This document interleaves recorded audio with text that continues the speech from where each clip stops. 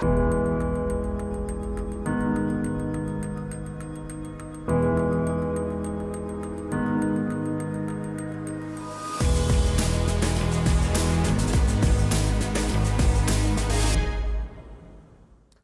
back. In previous segments, we've talked quite a bit about some of our thoughts that we believe are the foundation for understanding discipleship and trying to make it simple. Again, reiterating the fact that discipleship is nothing more than Christ-centered friendship with the hope of teaching people all that you've learned about God.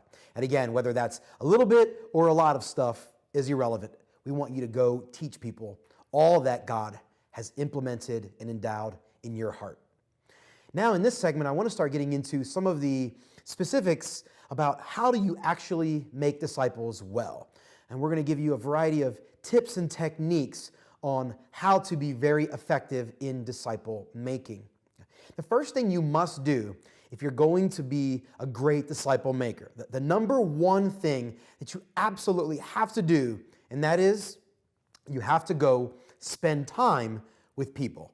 Now, I know that sounds really obvious and sounds really simple, but it's always remarkable to me the number of people that say they want to make disciples, but they don't actually spend time with people in a way that would lead to effective discipleship.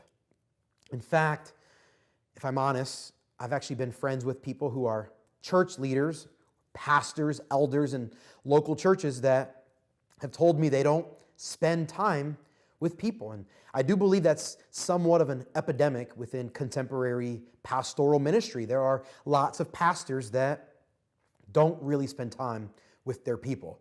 In my opinion, that's a flaw. I believe that shepherds should smell like sheep. Shepherds should hang out with the sheep.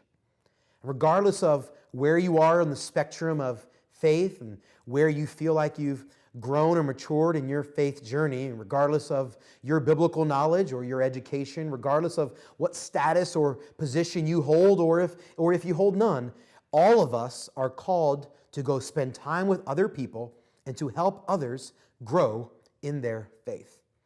In fact, I remember having a conversation once with a friend of mine, an acquaintance who was a youth pastor at the same time when I was a youth pastor, and we were talking about the amount of time we spend with teenagers, and I had basically made the point that I believe it's really important for guys in that position, the youth ministry position, to spend a lot of time with teenagers off hours, and going to Friday night football games, or hanging out on the weekends, or going to various events.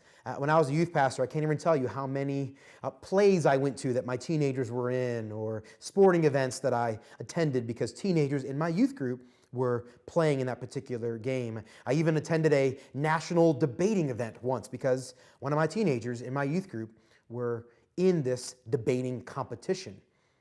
If you spend time with people, if you live life on people's turf, so to speak, it will lead to you having opportunities to be able to disciple them that otherwise would not have happened if you did not spend time with them. In fact, there is a direct correlation between the amount of impact you will have on someone's life and the amount of time you spend with them. If you don't spend a lot of time, you're going to have minimal impact. If you want to have great impact, you've got to spend a lot of time. In fact, I once heard a well-known pastor say, "This is how you spell love, T-I-M-E. That's everyone's love language, time. If you take your time and invest it in their lives, people will take note. They'll trust you more, they'll respect you more, and ultimately, they'll listen to what you have to say more." Let me finish this segment by telling you a story about a man named Zach Hempel. When I heard this story the first time, I just thought it was absolutely remarkable. Zach Hempel is not a famous man by any means. He's a sports journalist. He works for a small media outlet in New York. But he happens to be well known by some people because he is a pretty unique baseball fan. You see, Zach Hempel holds the Guinness Book of World Records for most baseballs caught at a baseball game. I don't know about you, but I'm a big baseball fan, and I have attended many baseball games in my life. And I've never caught a baseball. I've come close. I was with my stepbrother once when he caught a baseball at a game, but I myself have never walked away having caught a home run or a foul ball. For someone like myself that has literally been to hundreds of games in my lifetime, it's kind of sad to think about it. Most people that I know who have been to a lot of baseball games have never caught a baseball. Maybe you've caught one or two if you're a big fan, you've been to many games. If you're really lucky, maybe you've caught 3 or 4. Zach Kemple, on the other hand, as of the recording of this course, has caught more than 10,000 baseballs at baseball games, and approximately 3,000 or 4,000 of them during the actual game. So he catches balls during baseball, batting practice, and before games, but during actual games. In fact, he's been covered by ESPN in multiple incidences. He actually caught more than one ball in the same game in different locations of the ballpark. There was one particular instance where Zach Kemple, during the second inning, was sitting in right field. You can look this up on YouTube. It's quite funny. He catches a baseball in right field during the second inning. And ESPN covers this because he always does this sort of trademark funny dance. Well, later in that exact same game, in the 7th inning, on the opposite side of the ballpark in left field, he also then catches another home run ball. How is it possible that one man could potentially get so lucky?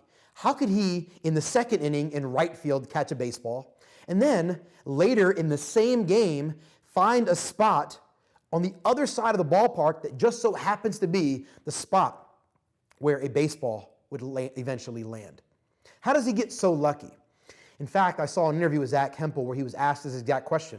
Zach, how do you get so lucky? How do you just know where to be? How does this happen? And Zach Kemple gave a response that I thought was absolutely remarkable. He said, you see, I put myself in a position to get lucky. It just doesn't happen by accident. Zach Kemple had to be intentional in doing specific things to get lucky. I mean, he does all sorts of really cool, nerdy things. He studies the wind patterns in particular stadiums and how the wind blows. And because of that, if a ball gets hit out of the ballpark, where is it likely to land? He studies the propensities of hitters and where are they likely to, if they're going to hit a home run or a foul ball, where is the ball likely to land? He studies all the charts. He studies pitchers and where are they likely to give up a home run or a particular foul ball? Where is the ball likely to land based on the historical trends? He does all this study that we would all say is absolutely nerdy and overboard and over the top in a lot of ways. But it allows him to basically make an educated guess as to where balls may land. There's been plenty of times where Zach Kemple was wrong.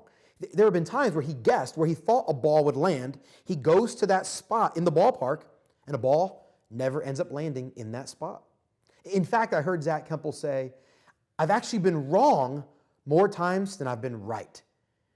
But the difference is he has tried a whole lot more than we have. I don't know about you. I've never attempted to catch 10,000 baseballs. But he has, and he's caught that many. He's actually attempted way more than that. He's probably attempted 20 or 30 or 40,000 shots at trying to catch a baseball and has been wrong most of the time. But even though he's been wrong most of the time, it was still good enough to hold the world record. I think there's a great lesson that we can learn if we're going to be effective disciple makers. We, in essence, need to study the people that we're working with. If you're a youth pastor, you need to study the culture of the teenagers in your region. If you're a young adult pastor, you need to do the same with young adults. If you are a parent and you want to be a great parent to your middle school kid, you ought to study the trends of middle school kids that are similar to your middle school kid, so that you can make educated guesses as to what might happen. And then you've got to show up. That's the overarching point of this segment. You have to go spend time with people. You have to go be there when the ball is landing in the stands. You see, if Zach Kemple had not gone to the game, Zach Kemple wouldn't catch the baseball. I remember having a friend of mine who was a pastor come to me, and he asked me this question. He meant this in a way that was encouraging, but it came across as a little bit frustrated. He said to me, Kenny, it seems like you get lucky. A lot of people are always asking you to counsel them, to give them advice. It seems like you get invited into people's lives to be a pastor to them more than others. It's a little bit frustrating to me that I don't get invited into people's lives nearly as frequently. Why is that? I began to have a conversation with my friend about the amount of time he was spending with people, and it became painfully obvious that he had lots of opportunities to spend time with people, and he simply elected to do other things with his time. If you're not willing to invest your time in people, then quite frankly, you can't be surprised when they don't ask you into their life. If you're not willing to invest time into people's lives before they invite you into their lives, you can't be surprised when people don't invite you into the more sensitive moments of their life. If you're going to be a great disciple maker, if you're going to make disciples well, if you're going to have great Christ-centered friendship, you're going to have to go spend time with people. That means you're going to have to give up things that are fun for you. That means that there are things that you want to do recreationally that you're going to have to sacrifice to go to ball games or plays or whatever it is the people that you care about are doing. If you're not willing to do that, you can't be surprised when you're having limited impact as a disciple maker. My encouragement to you, my challenge to you is to go interject yourself into people's lives. Go into every genre where they are living their lives so that you can have opportunities to catch the balls that come your way. Just like Zach Hempel sitting in left field interjects himself into different ballparks all around the country. And he has indeed caught baseballs at every single ballpark across North America. In the same way, you and I ought to go interject ourselves into the lives of other people so that we can do what Jesus commanded us to do. That is, to be effective disciple makers. If we're going to be great disciple makers, we must be willing to interject ourselves into the lives of other people so that we can fulfill the Great Commission, so that we can do what Jesus asked us to do, to make disciples of all nations. I encourage you, go spend a lot of time with people. In the next segment, we're going to talk about the importance of seeing greatness in people as you are spending time with them.